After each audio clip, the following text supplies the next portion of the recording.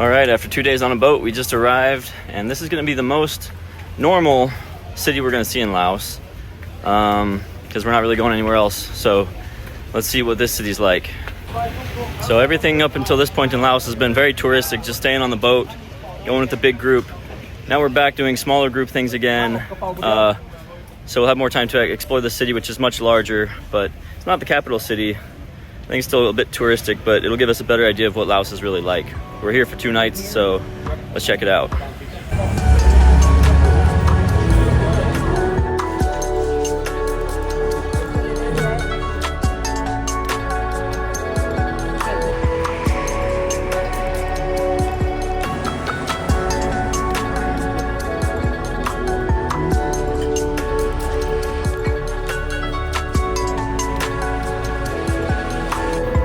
Well, dinner was good, but not as flavorful as we'd hoped. Not strong flavors compared to Thailand, but then again, we haven't tried a lot of other restaurants here to see how it compares. But the city has a cool feel, at least on these couple streets we've gone down. Very active and a lot of variety, but maybe it's a small area, so try to venture outside of this and see more.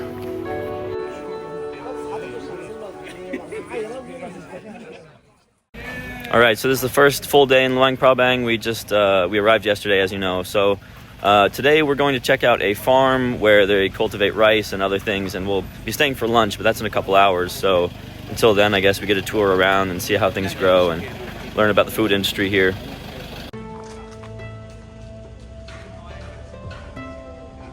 Okay, first things first. We have to be culturally appropriate. It's mandatory. Nice hats. I think this is all a ruse. It's a trick to get foreigners here and make them work in the fields, like slave labor. So we're probably going to be tilling the fields all day long. This place was a really cool experience. They taught us a lot about farm life in Laos, including like bamboo weaving as far as making things around the house and the farm, different useful baskets and tools, and then some stuff about blacksmithing too. But the main focus was on rice growing and harvesting and the process around that, which involves at least 13 different steps. And some of it's seasonal, but they tried to get you as hands-on with all the processes as much as you could. And it really gets you a deeper appreciation for all the work that goes into it. Okay, are we all going in? I guess so. Whoa, muddy.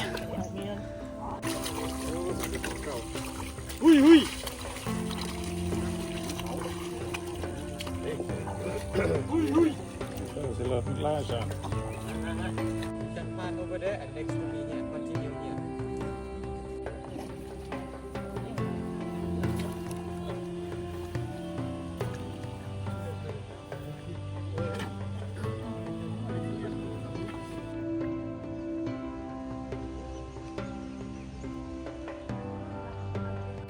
See, they got me out here pulling weeds. Oh, gross. There's a big weed pile. Yeah.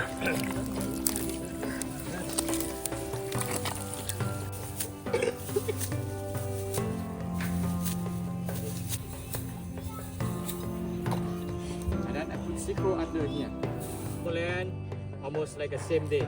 And then when we control the water, it... All right, so now we're heading back into the house, and we're done in the field, which is good, because I almost slipped and fell a couple of times. It's so muddy. It would have been funny if I fell, but I'm glad I didn't.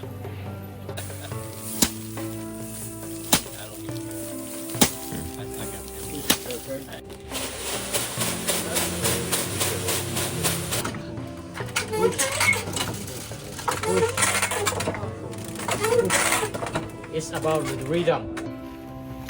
Well, we just went through the whole process with rice as far as planting and growing and harvesting and cooking. And there's 13 processes, so I'm not going to show all those to you. But now it's eating time, so let's go get some food.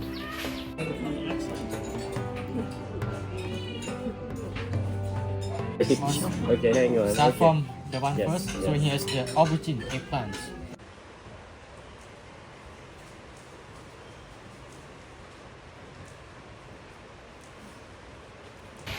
All right, we're on our way to a waterfall now, but we just stopped by a bear sanctuary on the way. I guess the Asian sun bears are kind of not endangered yet, but they're vulnerable, so There's a big sanctuary here that houses them temporarily. And we're just arriving at the waterfall now, which has a really beautiful blue color. It's actually really impressive. You can go swimming here, but we didn't come prepared for that, so we're just gonna get some photos.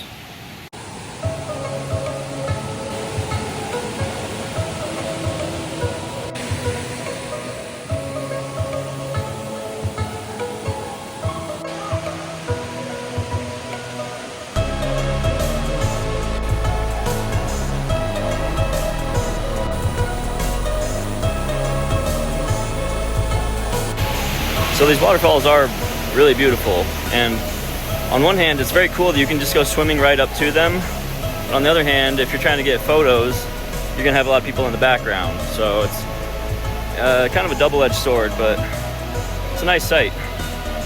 Yeah, there's a shit ton of people here, it's crazy.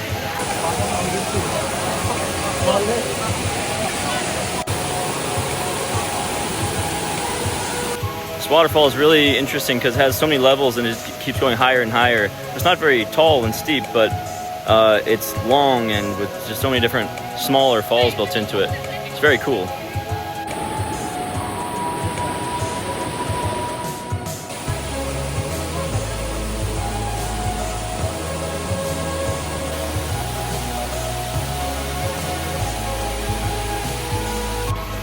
It really just keeps going and going, and they're all fantastic.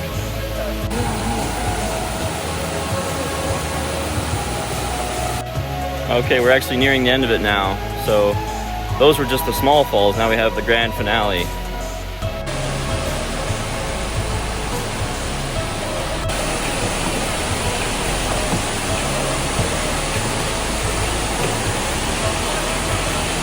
So I have to remind you that this is the dry season. During the rainy season, there's a lot more water, and some of this place would be under the water, and you'd be getting wet. So it's still beautiful right now. In fact, the first waterfall we saw at the bottom, that was beautiful enough. It just got better and better and better toward the end, but it really is amazing here. All right, so we just walked up 500 something stairs, and they have a zipline area, which I'm not interested in, but there's a viewpoint here. It looks pretty nice.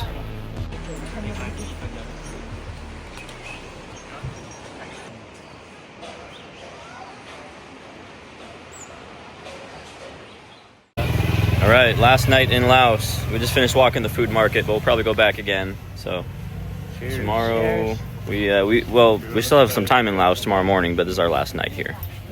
I think I already said this yesterday, but Luang Prabang is a pretty cool little city. It's just a little bit small, so probably can't spend too much time here, but it's got 2 rivers going by it. It's got a good nightlife scene, good food. It's affordable, so I like it here, but I don't know how many days I could stay, and we are leaving tomorrow. Well, I guess if the immigration process wasn't so difficult, I'd fly in again because they have an airport here, but the first immigration process was such a nightmare, so it makes me not want to come back.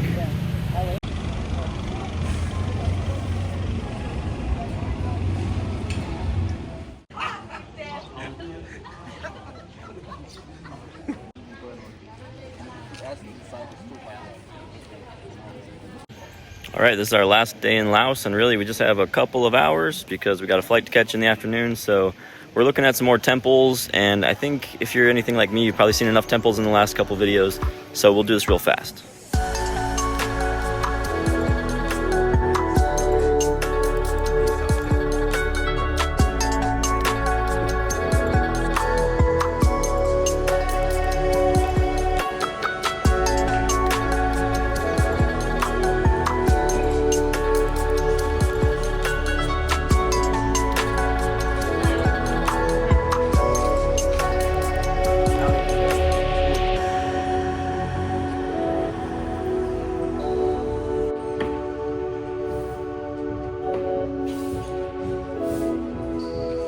One day, how many will come up here?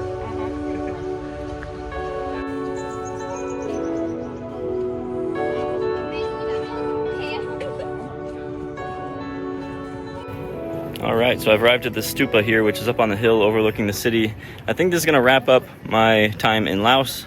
I'll end by saying that Luang Prabang is a cool city. I like it, but trying to define my time here in Laos, it's been a short amount of time, so it's only been 3 nights, and half that was on a boat, so I haven't seen a lot of variety in the cities.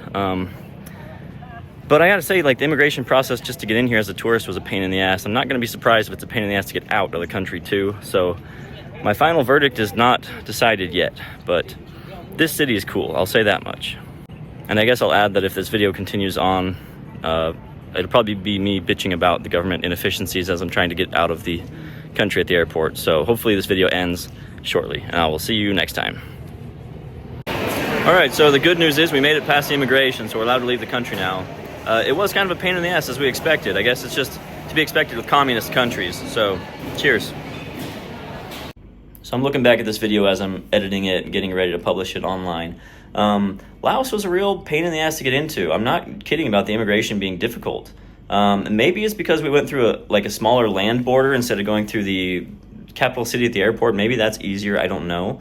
But our experience in and out was just very difficult.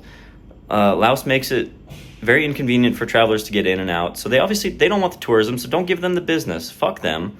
There's so many beautiful countries in Southeast Asia you can go to. I'm in Cambodia right now that I'm recording this. It's amazing. Their visa process is not difficult here. So come to Cambodia instead. Don't go to Laos. Fuck that place.